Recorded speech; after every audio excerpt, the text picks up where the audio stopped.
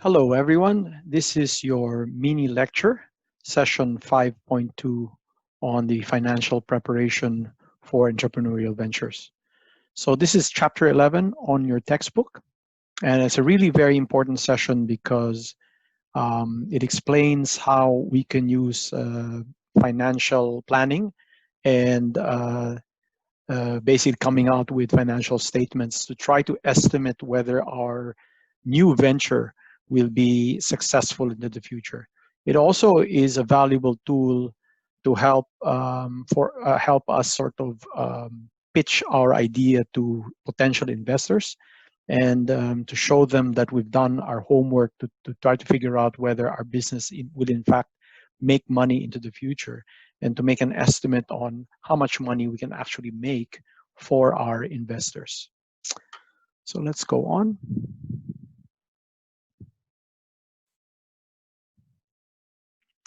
Okay, so the first financial statement we'll be discussing is the balance sheet. Now, the balance sheet represents the firm's financial condition at a certain date.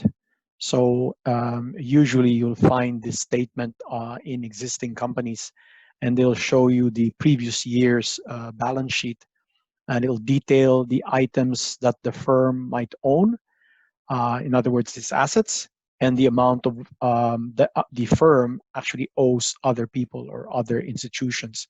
That would be what we call our liabilities. And it will also show the net worth of the firm and just how liquid the firm is. So what we mean by liquid is how much of its assets are can easily be sold to convert into cash. The most liquid asset, of course, would be cash. But if you've got, say, a machine or a factory, that's a little bit harder to sell into the future, and therefore it's not a liquid type of asset. So the basic formula for a balance sheet would be assets equals liabilities plus owner's equity.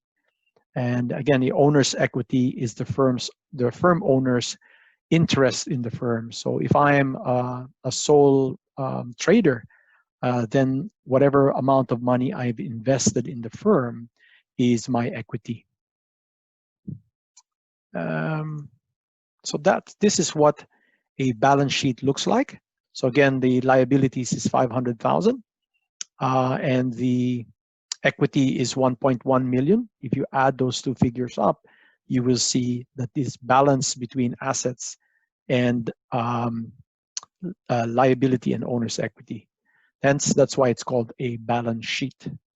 But the good news is we're not going to need to do a balance sheet for your assignment, right? So the only thing you'll be concerned about will be your income statement, which we'll be talking about in a few seconds.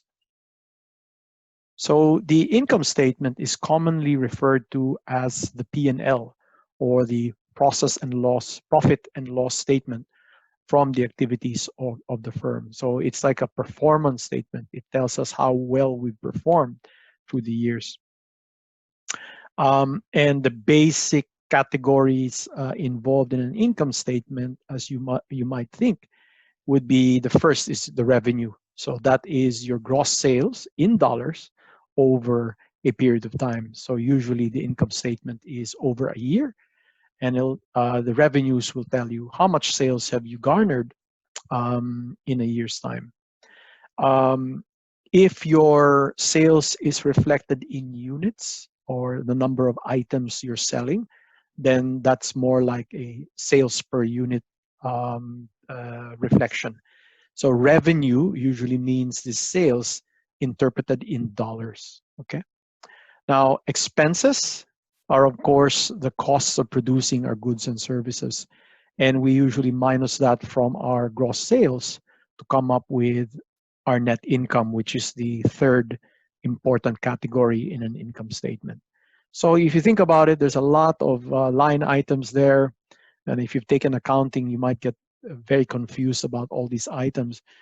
Just to simplify it, really, the most important thing you need to know is that you take your revenues, you minus your expenses to arrive at your net income. Okay. Of course, there are more details depending on how specific your financial statement has to be. Obviously, if you are a publicly listed company, your income statement, your accounting for your income statement has to be very detailed. So here's an example of an income statement. Again, it shows us your sales revenue in dollars. It takes a look at your cost of goods sold.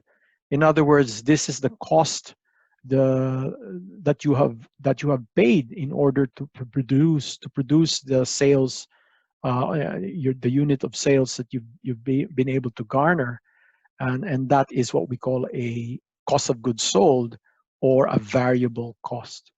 So this figure will increase depending on the amount of sales you have. The more you sell, the more your cost of goods sold will increase.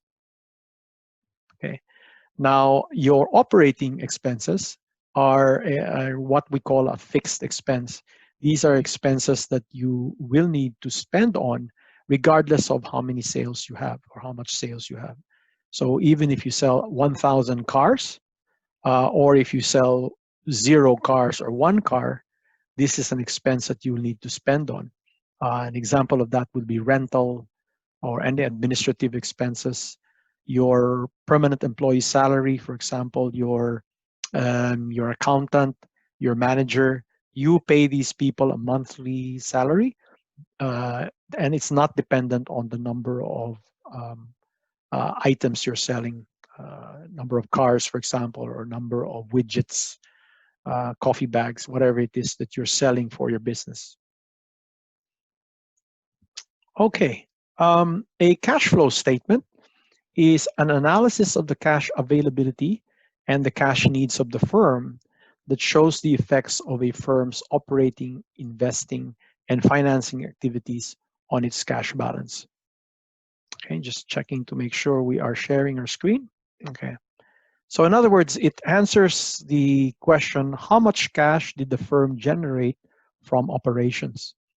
And this is very similar to your revenue, but the key difference is revenue is how much you've sold regardless of whether you've actually collected that amount of money or not.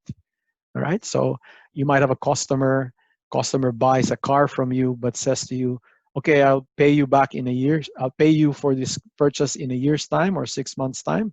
You reflect the sale, but the actual cash that you've received is much less than the selling price. So cash statement only reflects the actual amount of cash you've collected from your customer or from your operations. Same thing with your capital expenditures. So if you've purchased a machine, a huge multi-million-dollar machine, in a cash statement, you will reflect that immediately.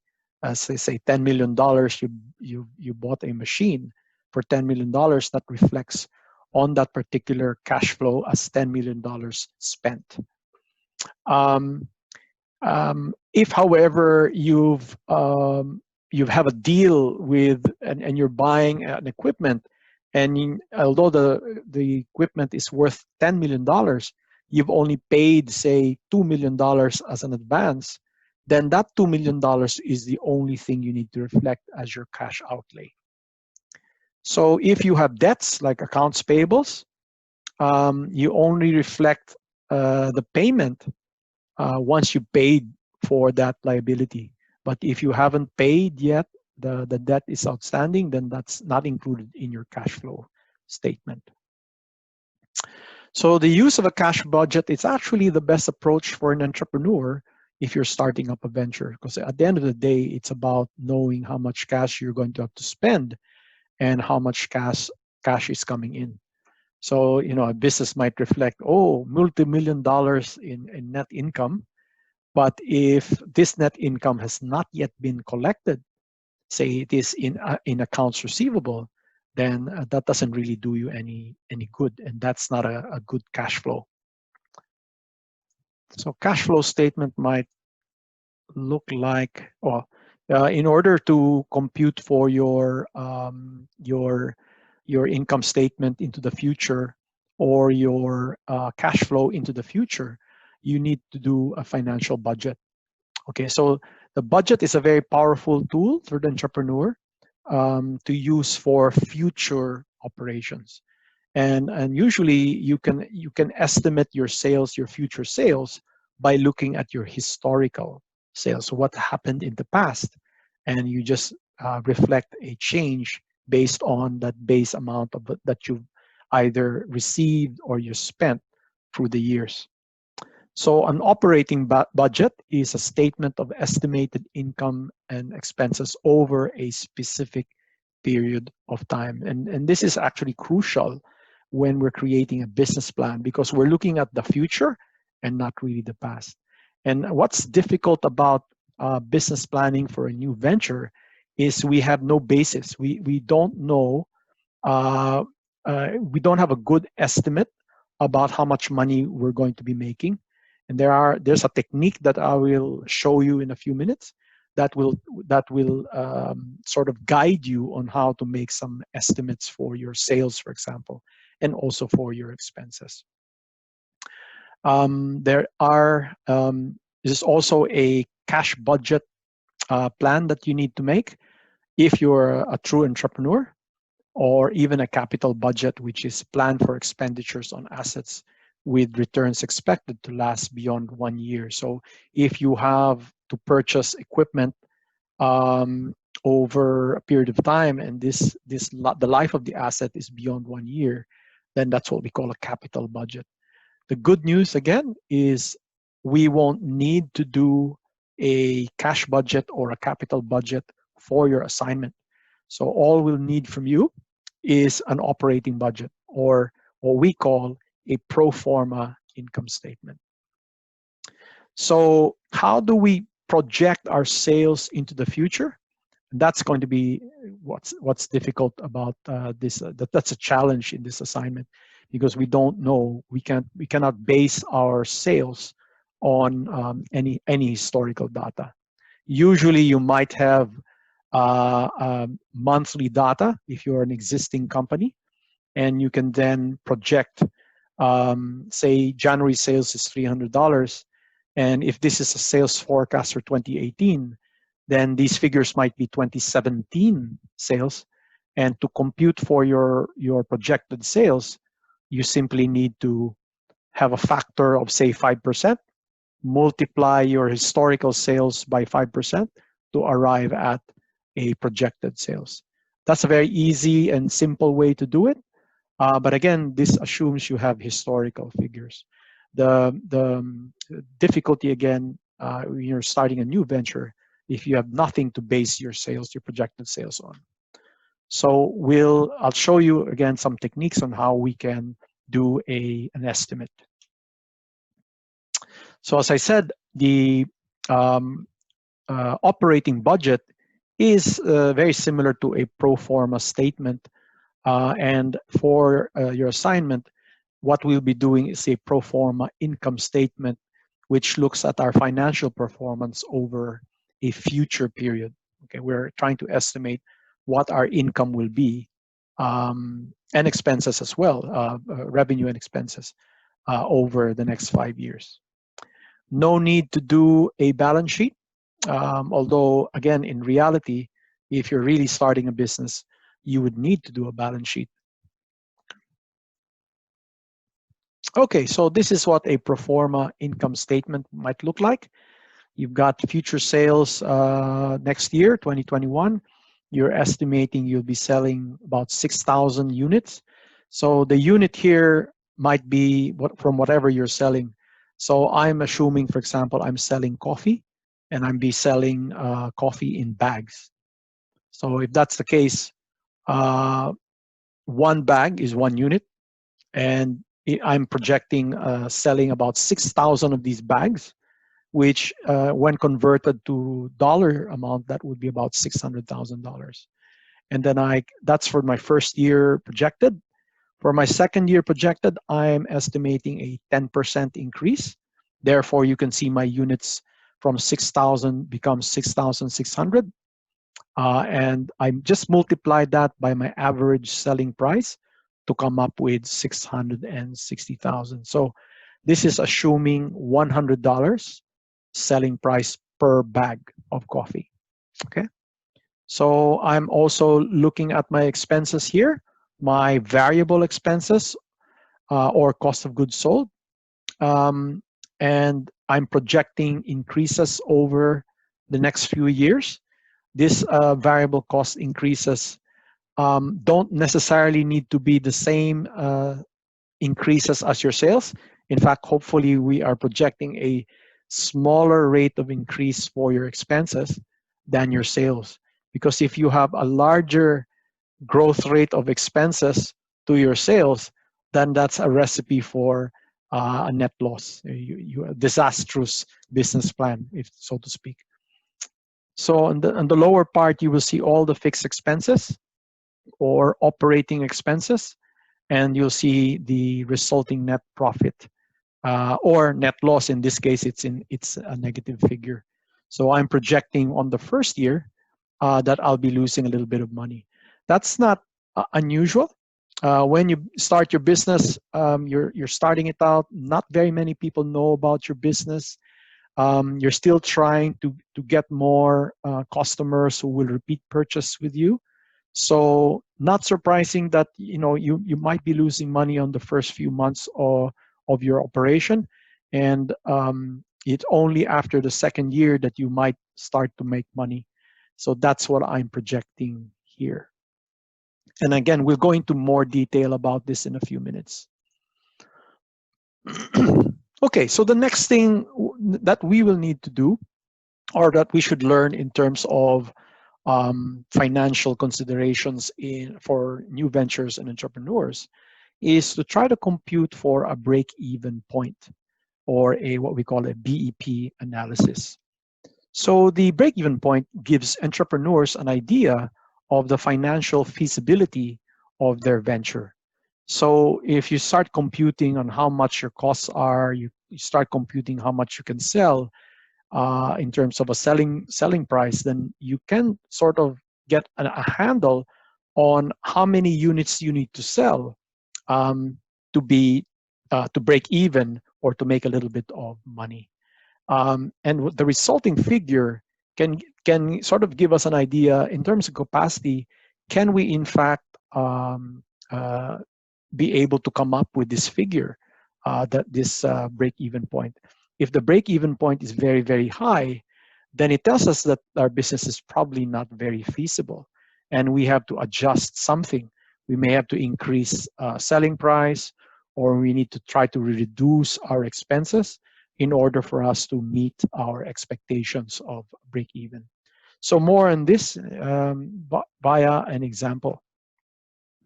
So here, let's assume Paul.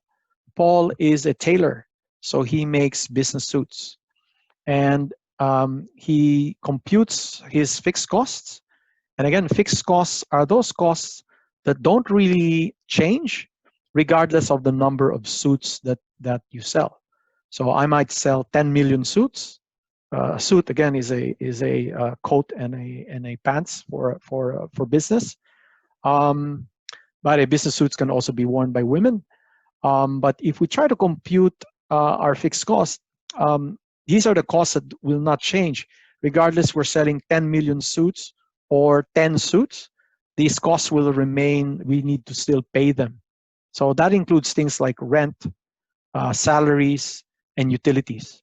So you have the lights on, regardless if you have customers or not, regardless if you're making a suit, you still need to pay for electricity. You have heating on. You might be paying a receptionist, and you need to pay that receptionist regardless of how many suits you're actually selling. So that forms the basis of a fixed cost. Now, to try to compute for his variable cost, Paul estimates that he will need to spend about $100 on fabric, and then he's going to hire a tailor and this tailor will charge him a fee for every suit that he makes. All right, so let's say $50 for fabric and $50 for labor, which and if you add that up, that's about $100 in variable cost. And that cost, you'll see, that's why it's called variable, because the more suits that you sell, then your variable cost increases. Okay, so your per unit variable cost will not increase. That is about $100. But for every suit that you sell, that you multiply that by the number. So $100 times 50 suits would be $5,000. That would be your variable cost for 50 suits. Okay. So based on that, he decides, okay, knowing that my cost is about $100, let's say I will sell my suit to my customer for $300. So that's my average selling price. Now that could be a little higher depending on the type of suit. Some fabrics are more expensive than others, but that's an average. So you try to do an average, knowing that you have some high priced suits and some low priced suits. Come out with something in the middle to come up with your average selling price. So roughly about $300 per suit is how much I'll be charging my customers. That's how much I'll be receiving, $300, but I'll also be paying $100 to buy the fabric and to pay for my tailor. So the question now, if you've got your fixed cost and you have your selling price and your variable cost, you can now try to compute how many suits do I need to sell if I'm Paul to sell to a break even or a zero profit, knowing that if I sell more from the break even, I'm making money. If I sell less, then I'm losing money. So let's make a computation. We take our fixed cost. Again, fixed cost is salaries, rent, utilities, and then I divide this by my gross profit. And a gross profit is computed as your selling price per unit minus your cost per unit to arrive at your gross profit. And the gross profit here is $200 because that is 300 minus 100. If I divide that 250,000 by 200, I will arrive at 1,250 suits a year, annual break even. Okay, so knowing that your annual costs are per year because it's annual, then the resulting figure would be 1,250 suits per year. That looks like a large number. You know, you want to sort of estimate, okay, what is that if I sell per day? How many suits do I need to sell daily? Then all you need to do is get 1,250 and divide that by the number of days that you'll be operating in a given year. So if you are selling 5 days a week, your store is open, your tailor shop is open 5 days a week, that would mean that you need about 4 suits that you need to sell every day to break even. And if you're averaging about 2 or 3 suits a day, you know you are losing money. But if you're selling more than that, that means you're doing okay. So a really valuable tool to estimate. And by the way, it can also give you an idea. Can my tailor actually make 4 suits a day? If that's impossible, then you have to consider other things like hiring more tailors or maybe reducing your annual fixed cost in order for you to sort of reduce these suits per day. So this is the beauty of the break-even point. It gives you an idea on how feasible your cost structure is and your selling, the number of items you're selling.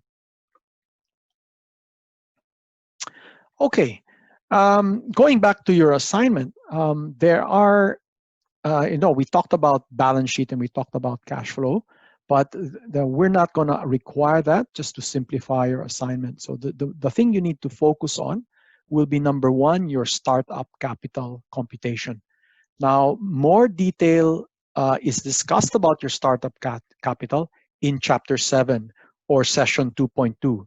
So if you missed that, be sure to go back to that mini lecture and find out exactly how do you compute for your startup capital. So in other words, how much money do you need to start your business? And then the next thing is, where are you going to find this capital, right? If you have savings of say 50,000, but you know you need 150,000 to start your business, then where are you going to get that money? Maybe you can borrow from your rich uncle, or you borrow from your father or your mother, or whatever it is, but there needs to be some sort of a plan. One option, for example, would be to find an investor, somebody who is willing to give you to invest in your business, of course, knowing that he's hoping to get a return on that investment. All right, so the next item, the third thing that you need to have, is a cost structure. So a cost structure is simply what we just discussed, which is your per unit variable cost, which is the raw material that you will need for every unit that you're selling, the selling price, which is again an estimate. And by the way, your selling price, you should consider your competitors. You should consider how much are they selling. Can you sell more than them? Yes, you could, assuming that your product has better quality, assuming that it is marketed better, the brand image of your product is better than say your competitor. Then it's possible for you to price yourself a little higher. And the key there is a little higher, because if your price is way too much, let's say it's 50% more than your competitors, then I will probably say you're not being realistic or conservative.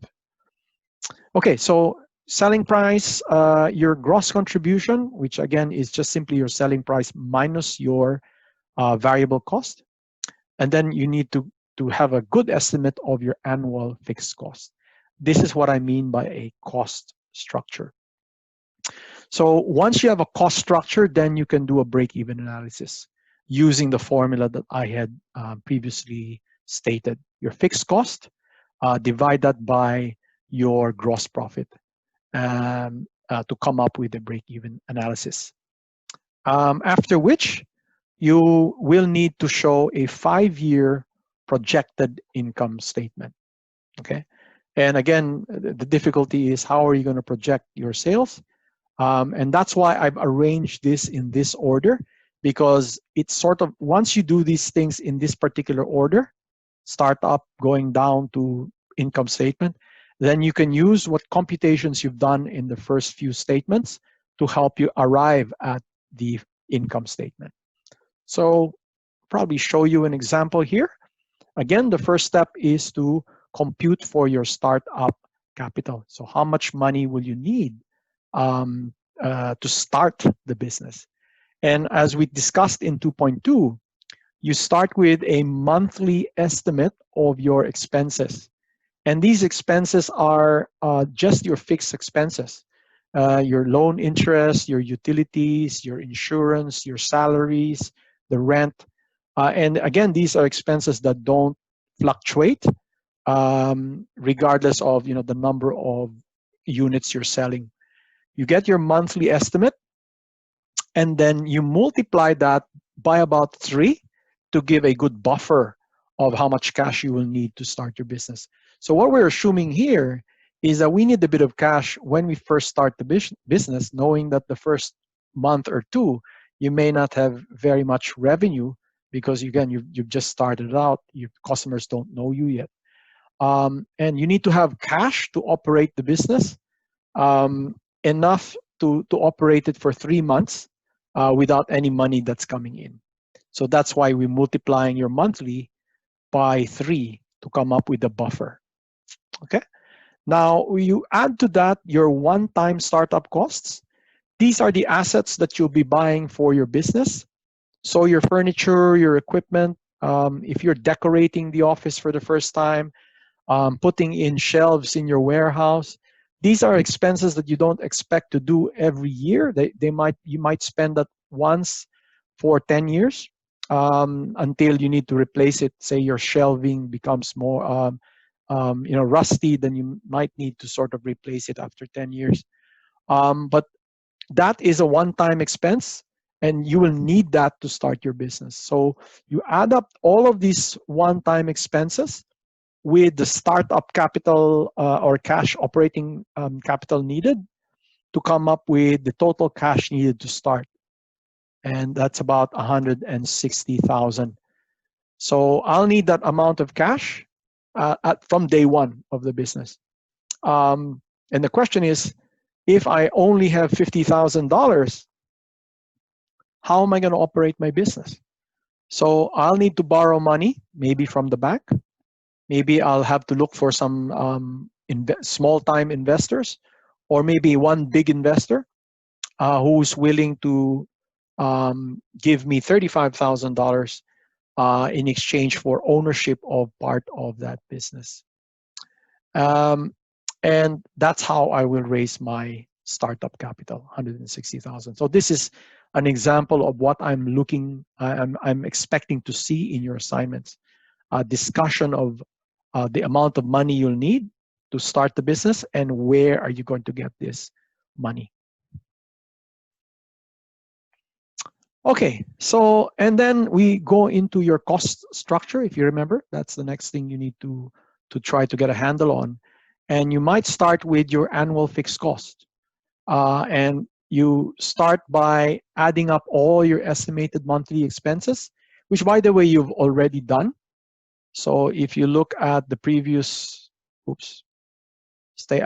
slide here, you will see your monthly fixed costs already added up here. And this time, instead of multiplying it by 3 months, you're trying to get your annual fixed costs. So you multiply it by 12 months, okay? And you will arrive at your estimated monthly expenses for the entire year. Next step is to identify the assets that can be depreciated from your one-time startup costs. So again, when you look at your one-time started costs here, you can depreciate furniture and equipment, decorating and renovation, that can be depreciated. Your inventory cannot be depreciated, so can leave that out. The vehicle, your delivery vehicle, you can depreciate that. Licenses cannot be depreciated, so don't include that. And whatever expenses that are one-time, that are assets, tangible assets, that you can actually depreciate, can be included in that depreciation statement. So so basically the way you depreciate is the life of the asset. So if you know that your delivery vehicle can last about 10 years, and if you know that that vehicle is about $60,000, then you know you're going to have an annual depreciation of about $6,000 a year for 10 years. So add that up with your monthly expenses, multiply by 12 months, of course. Add your depreciation to come up with your annual fixed cost. Okay, so simply your monthly fixed cost plus your depreciated items, add that all up for an annual fixed cost computation. So here we have it, annualized payroll. So a while ago, the payroll, monthly payroll that you saw earlier, which is this one, all I did was I had these 3 items, which is for 3 employees, myself and my 2 employees, and I multiply that by 12, and I come up with an annual payroll of 162,800.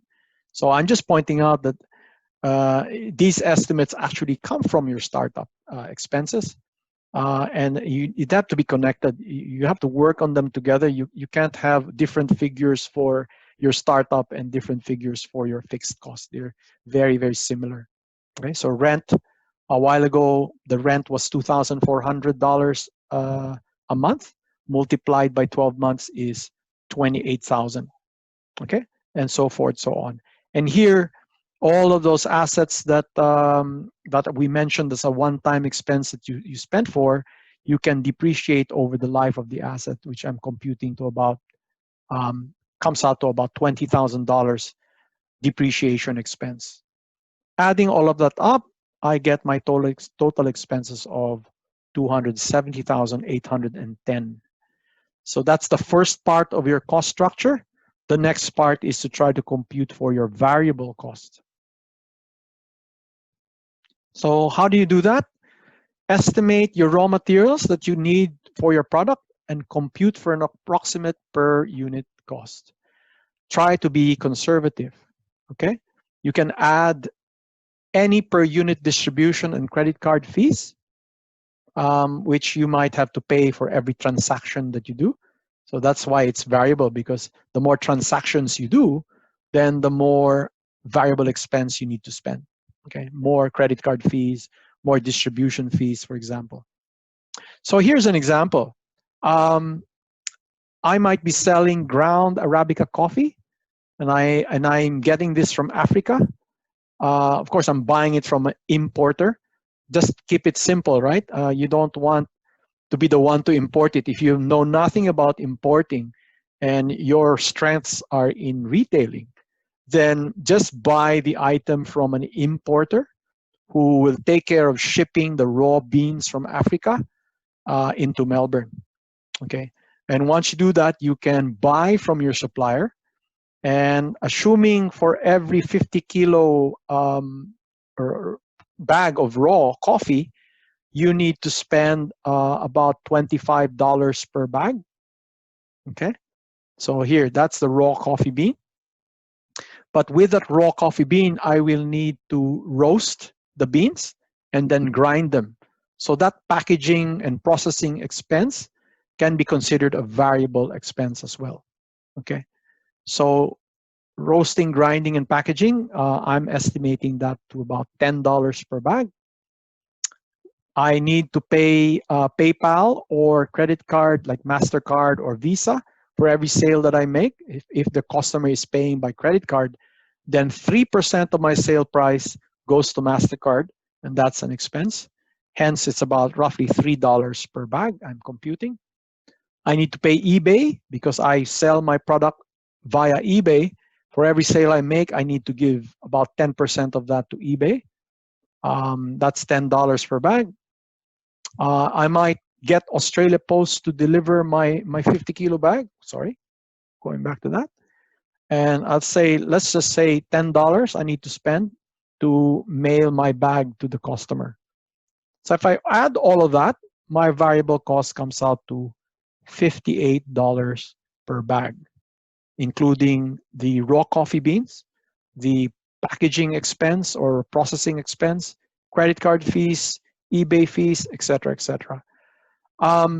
Then if I'm assuming my average selling price is about $100 per kilo, then I can have my selling price, and I need to verify that how much is a 50 kilo bag of coffee, and I can do research on the internet using Google perhaps to try to figure out how much does coffee sell on a per kilo basis.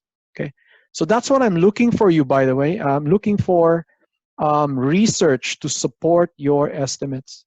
And let's say if you Google it and you find that there is a supplier for coffee selling it for $25 per bag, whatever, or say $50 per the bag, then maybe my selling price of 100 might be too high, and I might have to consider lowering that selling price.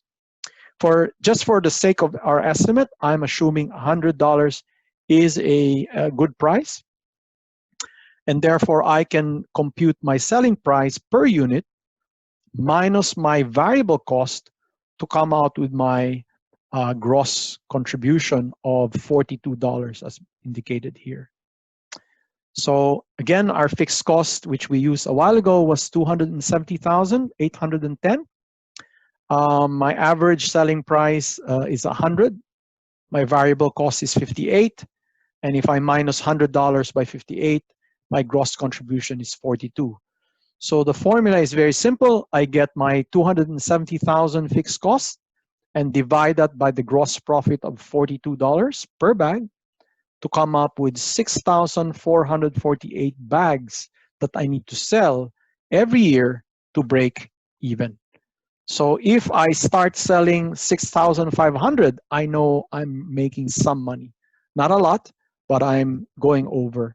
But if I go below 6,448, I know I'm losing money. And I can try to compute how much is that on a yearly basis, assuming I'm operating 6 days a week.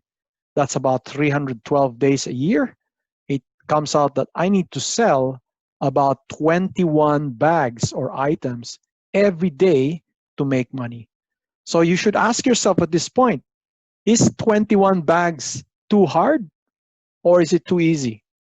Okay, I mean, what's it seem like? Is that something that you could actually deliver? If you given the number of employees that you have, can they actually pack 21 50-kilogram bags per day? If the answer is yes, then it's a good estimate. If the 21 is a bit too much and you did a time and motion study and it comes out that you can only pack maybe 10 bags per day, then 21 is over your capacity. And you need to consider how to bring that down, either increase your capacity or bring down your break-even point. How do you bring down your break-even point? Reduce your expenses. So if your fixed cost is 270, is there a way you can reduce that? Find a cheaper place to rent, a smaller warehouse to rent, make do with, instead of having 3 employees, maybe just 2 employees. Reduce the number of items you need to buy, your one-time expenses, the machines that you need to buy. Try to reduce that to try to arrive at a comfortable break-even point. So that's really why this is a really important part of your business plan. By the way, from here, you can estimate your first year's sale. You can try to figure out, okay, knowing that I need to sell about 6,000 units per year, that could be a good estimate for your first year. Knowing that during your first year, you may not be making a lot of money. In fact, you might be losing money. So start with that. That's a good base year. And then from there, just try to project a higher sales in the next few years. So here's an example of that. Again, a pro forma or projected income statement.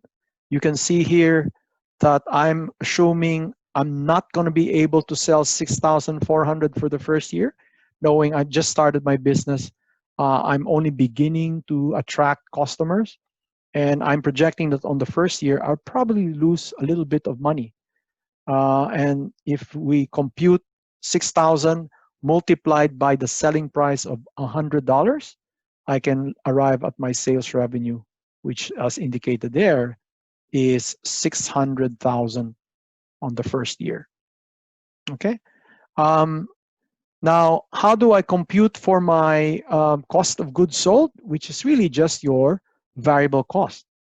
So $58, which is our variable cost per bag, multiplied by $6,000, 6,000 bags, you come up with 348,000 is your cost of goods sold.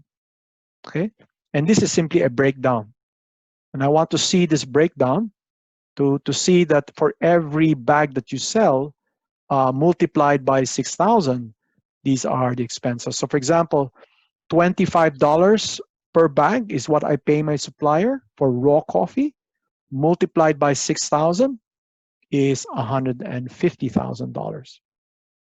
Adding that all up to arrive at 252, which is my gross profit. So I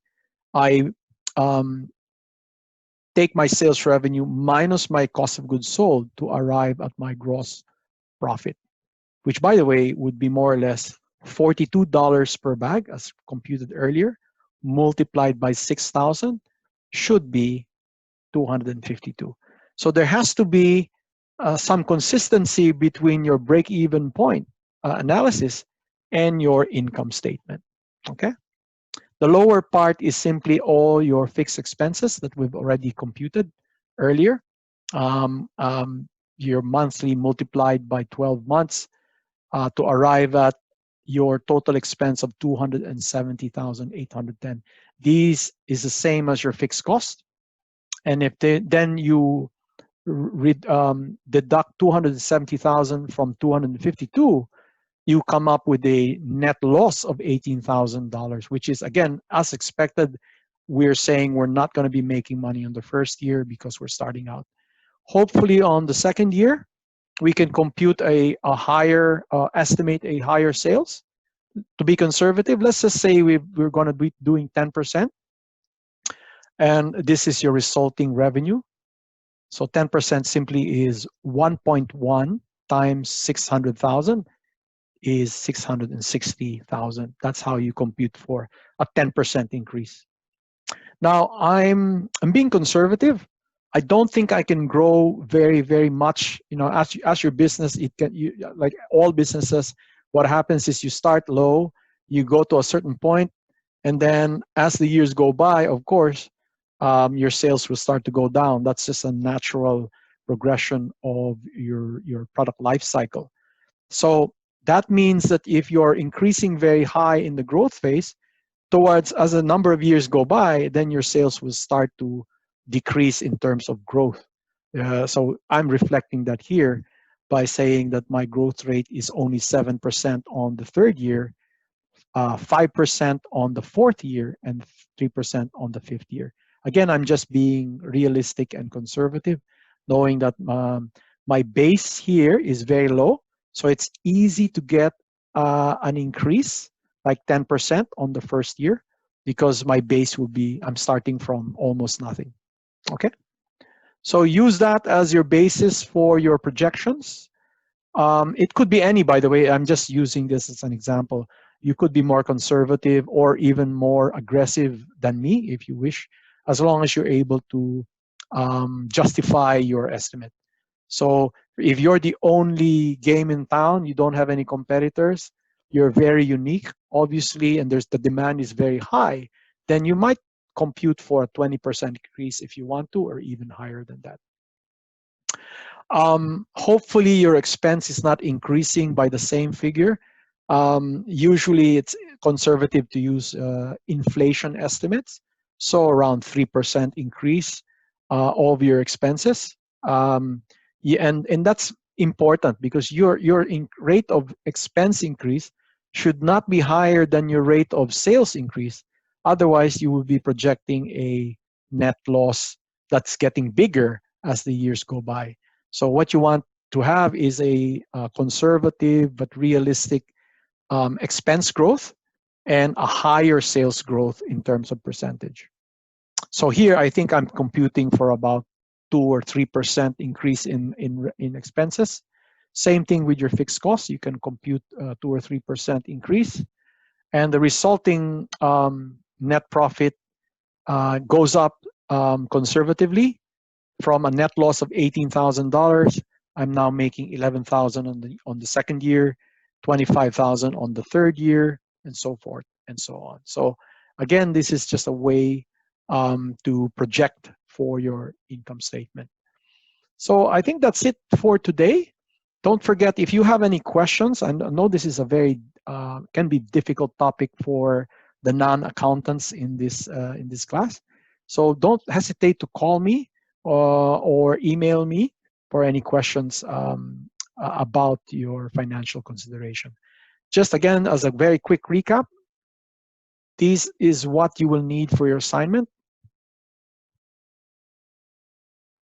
Your startup capital, your plan on where this capital will come from, your cost structure, which includes your variable cost and your fixed cost, your break-even analysis, and finally your income statement, your pro forma over the 5 years.